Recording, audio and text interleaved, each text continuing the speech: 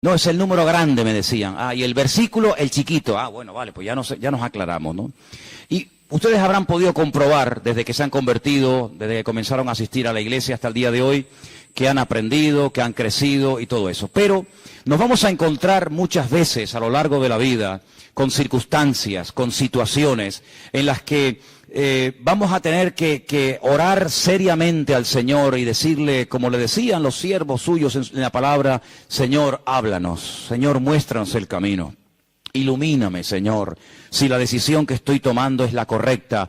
Tú que lo sabes todo, tú que tienes todos los datos, que tienes toda la información, que conoces el pasado, el presente y el futuro, que no tienes que hacer preguntas porque tienes todas las respuestas. Señor, yo te pido que si no es tu voluntad, esto que quiero hacer, esto que quiero comprar, este viaje que quiero hacer, esta relación que quiero empezar, si no es tuya, porque tú sabes todas las cosas, Señor, ilumíname, muéstrame el camino. No queremos, como hemos dicho muchas veces, aprender a base de errores, aprender a base de tropiezos, sino, oye, pues decir, Señor, ¿cuál es tu voluntad? Esta, pues ya está, gloria a Dios, no tengo que tropezar, caerme, herirme, dañarme, llevarme un palo, llevarme una desilusión y decir, bueno, ya aprendí. No, hermanos, hay otra forma de aprender. La forma correcta de aprender es conocer los principios y aplicarlos, ¿eh? Y hay circunstancias de todo tipo. Habrá circunstancias que tenemos que pedir luz y sabiduría para el matrimonio, para la relación con los hijos, para la relación con los hermanos, para el trabajo, para lo que sea.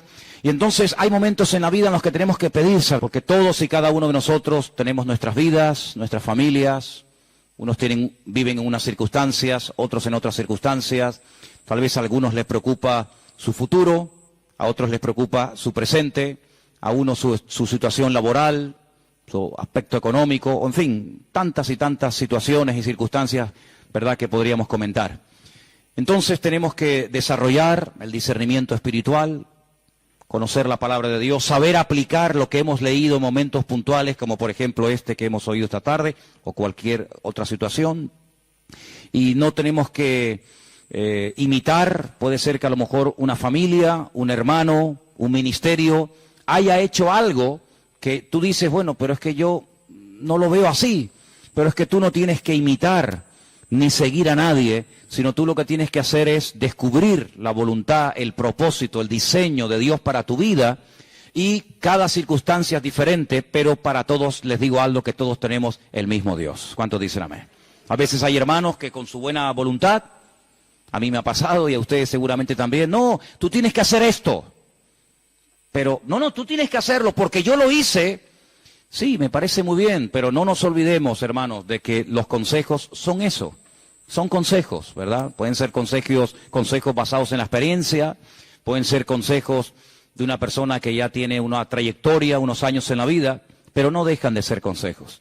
Hay casos en la Biblia de personas que cuando oían un consejo, lo tomaban como palabra de Dios. Dice que había un señor llamado Aitofel, que dice que cuando él daba un consejo a Israel, cuando él daba un consejo al pueblo de Dios, dice que lo tomaban, el consejo de Aitofel, como si fuera palabra de Dios. Y no podemos actuar de esa manera. La palabra de Dios es la palabra de Dios y un consejo es un consejo, y cada cosa tiene su momento y cada cosa tiene su lugar, ¿verdad?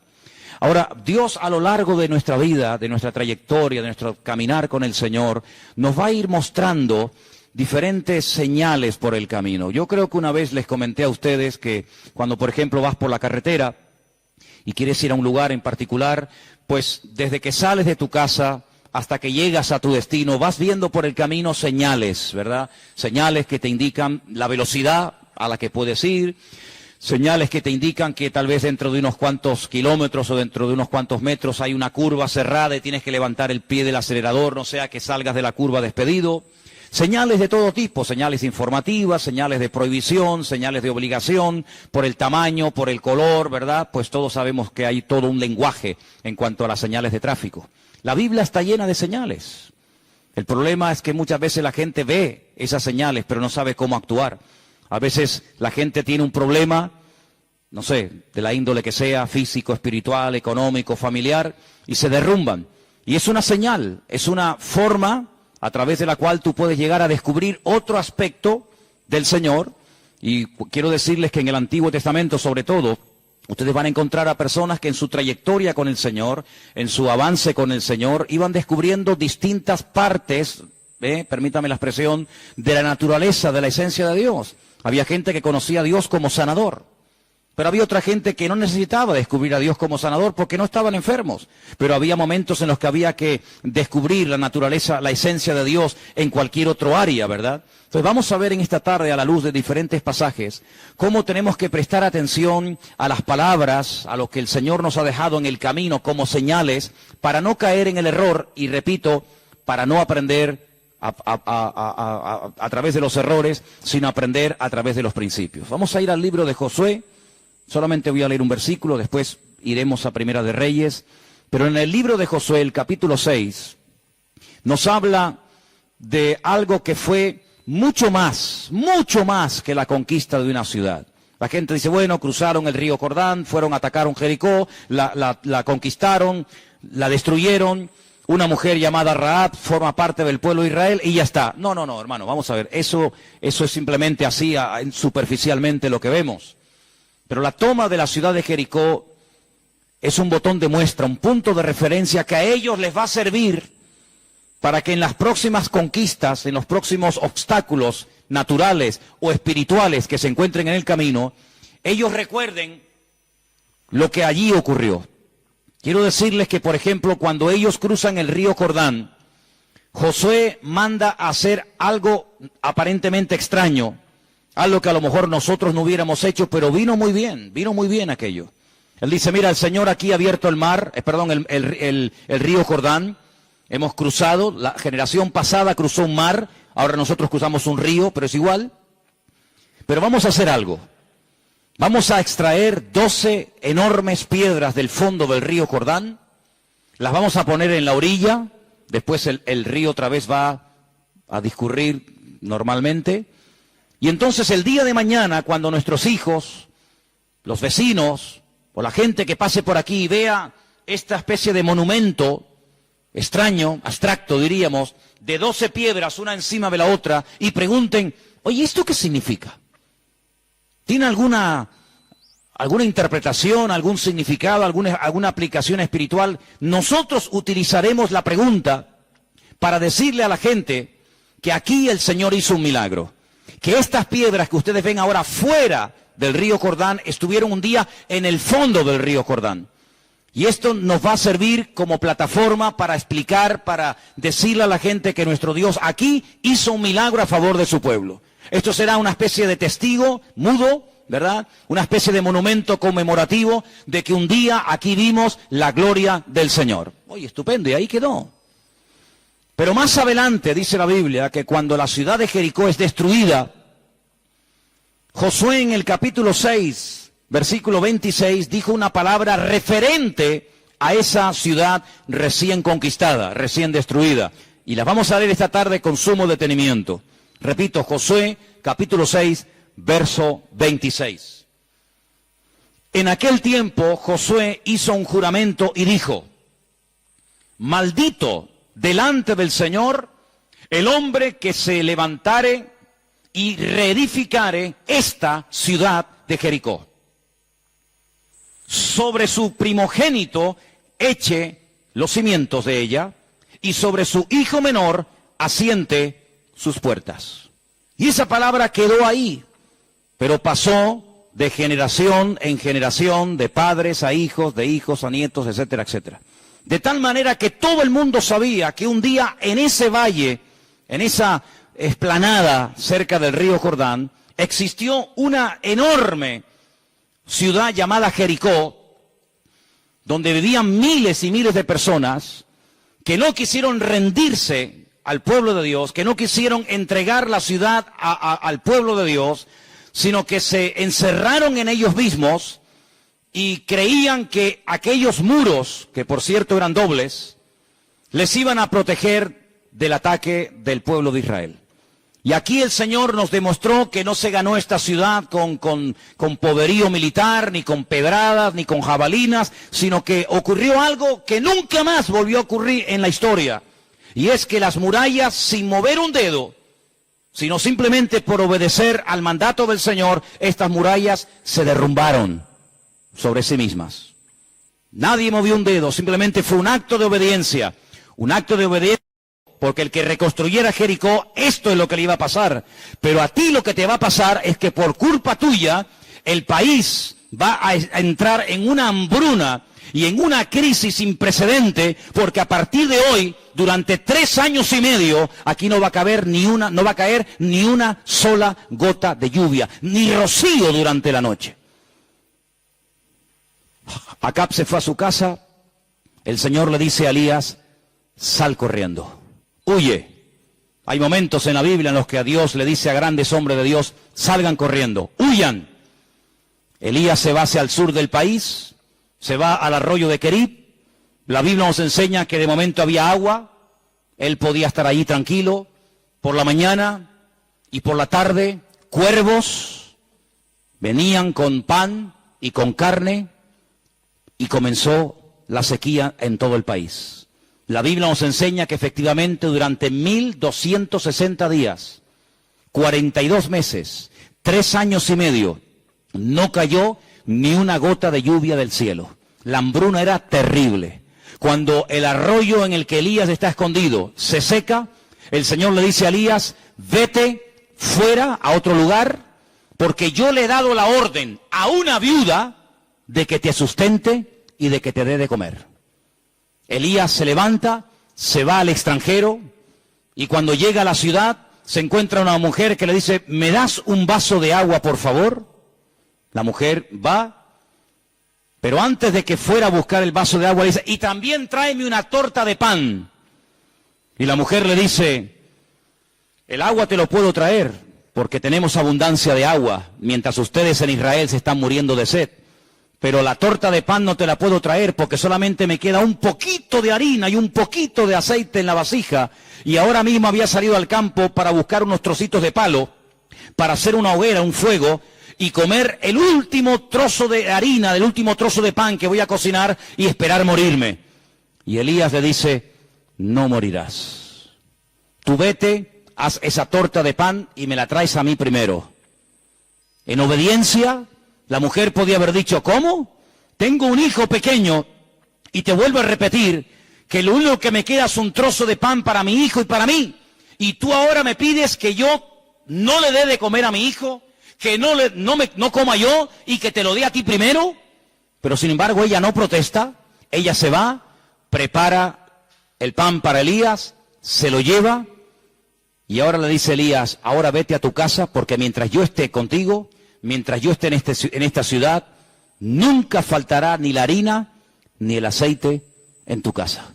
La Biblia dice que durante 3 años y medio,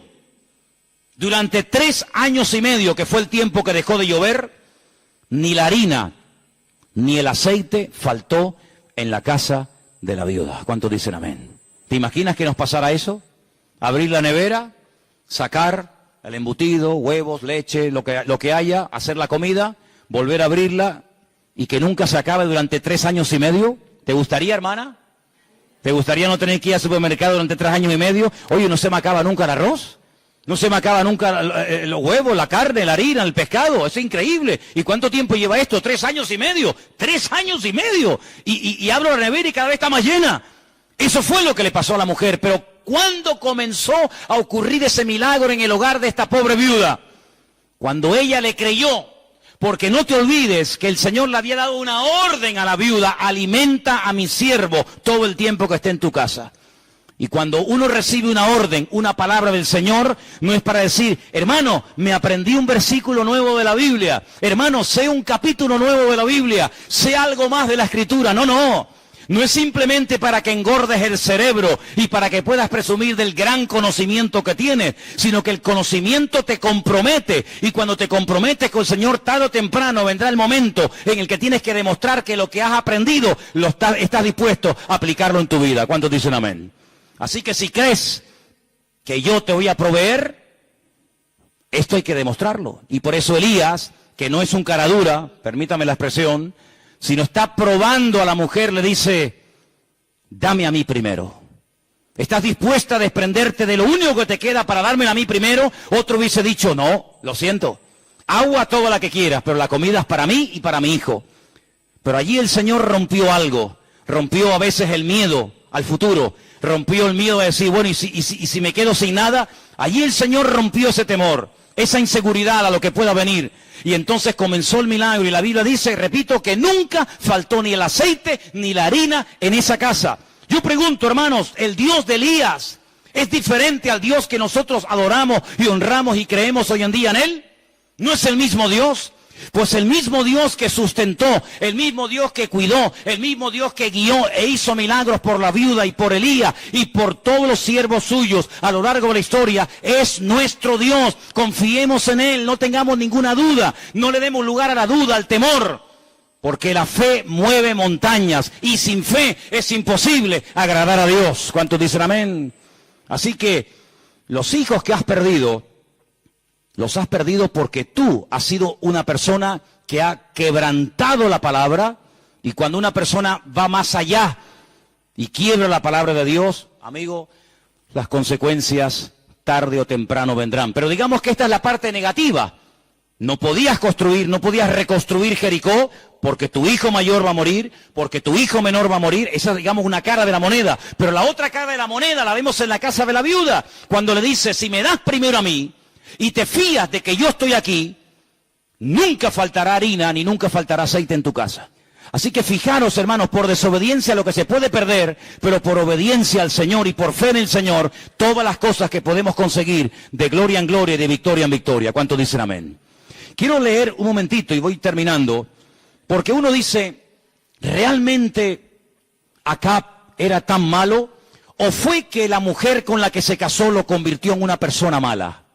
Aquí podríamos hablar, ¿verdad? Largo y tendido. Pero les puedo asegurar que cada uno en la vida tendrá momentos para elegir el tipo de vida que quiere tener. Es curioso que gente que está todo el día hablando de enfermedades y de dolencias, si los observas, su vida es eso, un cúmulo de dolencias y de enfermedades. Y hablan de sus enfermedades como si fueran parientes de su familia. Mi artrosis, mi artritis, mi no sé qué, y es como si fuera un hijo. Mira, te presento a mi hijo artritis, te presento a mi hija cirrosis, te presento a mi cuñado, ¿cómo que mi? No, no es mi. Y cuando una persona elige un estilo de vida, todo lo que conlleva el llevar ese estilo de vida, se va a pegar a ti como una lapa. Es interesante notar que dice que los que creen en el Señor, el bien y la misericordia les seguirán todos los días de su vida. No tenemos que nosotros seguir el bien y la misericordia, sino que el bien y la misericordia, la bendición de Dios, nos va a perseguir a nosotros, porque tiene la orden de parte del Señor de seguir a los justos, de seguir a sus hijos a donde quiera que vayan. ¿Cuántos dicen amén? Así que es interesante notar la vida de Acab. Dice, bueno, Acab fue un día un bebé, como este niño que hemos visto esta tarde aquí en la plataforma. Un niño que tuvo que aprender a hablar, un niño que tuvo que aprender a caminar. ¿Por qué salió tan malo este muchacho? ¿Será por la mala influencia de su mujer? Creo que muchas veces es bueno mirar un poco atrás y ver el trasfondo del cual venimos. Porque hay muchas cosas que pueden condicionar nuestro estilo de vida. El país del que venimos, la religión que practicamos, los pecados que cometimos, la influencia bajo la cual estuvimos durante años, etcétera, etcétera. Y Acab, que era un hombre malo, y por eso se le juntó una más mala que él todavía, que era su esposa Jezabel, miren qué tipo de padre tuvo. Dice la Biblia, en Primera de Reyes, capítulo 16, versículo 21, su padre se llamaba Omri, con M. Entonces el pueblo de Israel fue dividido en dos partes. La mitad del pueblo seguía a un tal Tibni, hijo de Ginat, para hacerlo rey, y la otra mitad seguía a Omri. El pueblo que seguía a Omri pudo más que el que seguía a Tibni, hijo de Ginat, y Tibni murió y Omri fue el rey. Interesante, ¿no? En el año 31 de Asa, rey de Judá, comenzó a reinar Omri sobre Israel y reinó 12 años. En Tirsa reinó 6 años. Omri compró a Semer, el monte de Samaria, por 2 talentos de plata, y mira lo que dice: edificó en el monte y llamó el nombre de la ciudad que edificó Samaria. En los evangelios vamos a encontrar un montón de veces a Samaria, Jesús en Samaria, Juan capítulo 4, ¿verdad? Etcétera, etcétera. la parábola del buen samaritano y otras. Así que mira tú por dónde, ya sabemos quién fue el fundador de la ciudad de Samaria. Este hombre, Omri. Porque antes su dueño se llamaba Semer, que fue el dueño de aquel monte. Omri hizo lo malo ante los ojos del Señor, e hizo peor que todos los que habían reinado antes de él, pues anduvo en todos los caminos de Jeroboam, hijo de Nabat, y en el pecado con el cual hizo pecar a Israel, provocando la ira del Señor, Dios de Israel, con sus ídolos. Es decir, que Acab se crió en un ambiente de idolatría. Acab se crió en un ambiente de rebeldía. Dice que su padre fue malo ante los ojos del Señor. Bueno, por ahí hay un refrán, no sé si es 100% así o no, pero lo menciono. Dice que de tal palo, tal astilla. Bíblicamente dice en en Ezequiel, tal la madre, tal la hija. Por eso muchas veces hay momentos que nos tenemos que parar en la vida y decir, Señor, yo soy cristiano, yo te conozco, yo te he recibido, yo me congrego en la iglesia, yo leo tu palabra, yo me estoy esforzando en tus caminos, pero si hay alguna reminiscencia, si hay alguna influencia todavía de mi pasado, de mi trasfondo religioso, cultural o espiritual en mi vida, quítalo de mí, Señor. Hay familias que están marcadas por el alcoholismo, el padre, la madre, el abuelo, el primo, el cuñado, el sobrino. Hay familias que están marcadas por la depresión. El abuelo era depresivo, la abuela era depresiva, el nieto era depresivo, el otro también tenía problemas mentales, el otro también. Hay familias que están marcadas por la muerte. Se murió con 15 años, el otro se murió con 18, el otro murió así de repente, se levantó por la mañana y de repente apareció muerto. Hay familias que están marcadas por divorcios, se divorció el abuelo, la abuela, el padre, la madre, por la infidelidad. El abuelo tuvo no sé cuántos hijos con esta, después se casó con otra, después a los años nos enteramos que el viejo tenía una mujer por allá, esta no sabía nada y después se encontraron los hermanos. Es decir, mira hacia atrás, de qué trasfondo tú procedes, qué religión practicaste. ¿Qué ritos hiciste? ¿En qué cultura te criaste? Todo eso marca a la gente más de lo que tú te puedas imaginar. A veces venimos al Señor y le entregamos al Señor, sí, nuestro corazón, pero realmente el decir que le hemos entregado el corazón significa que todos nuestros recuerdos, que nuestro pasado verdaderamente lo hemos superado en el nombre del Señor. Pues hermano, quiero decirte que muchas veces nos hemos encontrado con cristianos, con cristianas que todavía no han logrado perdonar a su padre por lo que le hicieron. Y llevan toda la vida en la iglesia. ¿Y cómo es posible? Porque, ¿verdad? Porque todo ese pasado, ese peso, ese lastre, muchas veces impide que una persona madure y crezca en el Señor. Por eso es bueno no solamente aceptar. Y damos mucho énfasis a aceptar a Cristo, aceptar la salvación, aceptar al Señor, sí, me parece muy bien. Pero vamos también a dar énfasis a rechazar. No solamente aceptar, sino a rechazar. Porque para poder usar un vaso limpio, primeramente hay que limpiarlo, para luego después llenarlo. Sería una barbaridad coger un vaso sucio y querer utilizarlo para beber. No, primeramente hay que vaciarnos. Dice la Biblia en Filipenses capítulo 2 que Cristo primero se vació, primero se anonadó, se despojó. Y después, cuando ya había llegado a lo más bajo, es cuando el Padre lo exalta y le da un nombre que es sobre todo nombre. A veces hay recuerdos que todavía nos hacen daño durante la noche y llevas toda la vida en la iglesia y has leído media Biblia y llevas toda la vida en esta o en cualquier otra congregación, pero a veces cuando tocas ese tema lo pasas mal. Y a veces surge la rabia, y a veces surge el llanto, y a veces surge el dolor. Cuando han pasado un montón de años, hermano, hay que sí aceptar, pero también es tiempo de comenzar a rechazar, de comenzar a echar fuera de nuestra vida malos recuerdos, cosas horribles. Acá tuvo una oportunidad de oro, nació virgen, toda la gente nace virgen en la vida. Y él podía haber separado y con toda la enseñanza que en aquel tiempo había, que la había. Y mira quién tenían de predicador, nada más y nada menos que Elías, el más grande de todos los profetas. Él podía haber dicho, renuncio al pecado, a la vida pecaminosa de mi familia. Mi padre fue un desastre como rey, pero yo quiero ser un buen rey, quiero ser un buen hombre. Pero no lo hizo. ¿Qué es lo que hizo? Tenía tendencia al pecado, tenía tendencia a la maldad, por la educación que había recibido, pero en vez de rectificar, en vez de cambiar el rumbo, en vez de utilizar el libre albedrío para decir, no, yo no quiero ser un clon de mi padre. Yo no quiero que digan, es igual que el padre, igual que el padre. No, yo quiero rectificar, yo quiero pasar a la historia no como un hombre que hizo lo malo ante los ojos del Señor. Yo quiero pasar a la historia como otros reyes, diciendo, aquí yace y descansa un varón de Dios. Lo pudo haber hecho, pero no tomó ese camino, sino tomó un camino equivocado. Y si encima que tienes una tendencia a la droga, te juntas con un problema, con alguien con problema de droga, se está juntando el hambre con las ganas de comer.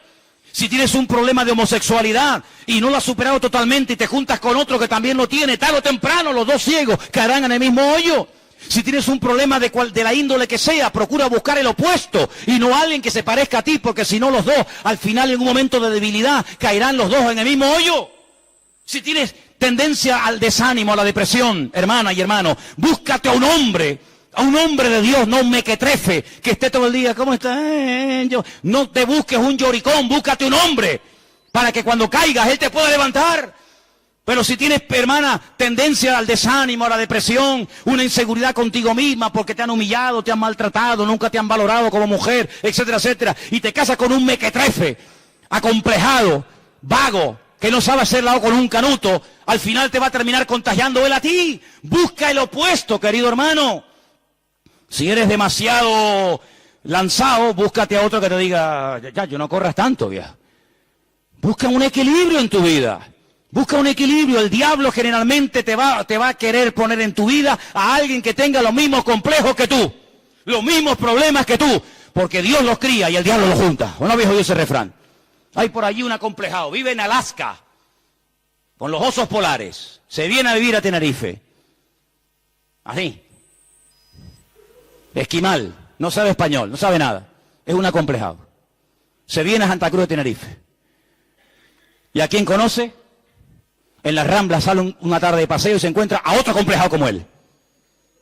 ¿Cómo puede ser que un esquimal acomplejado se venga a vivir a Tenerife, a la otra parte del mundo, y en vez de encontrarse con alguien que lo motive, que le cambie, que le diga, pabila muchacho, deja eso, se junta con otro igual que él o que ella? Hermanos, hay algo en el mundo espiritual que es así.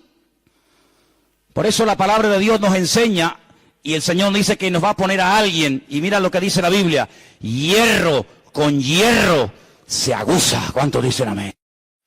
Y te gusta que te tiren flores, y te gusta ser reconocido, y te casas con uno o con una que te está todo el día tirando flores, al final te va a ser el tonto del barrio.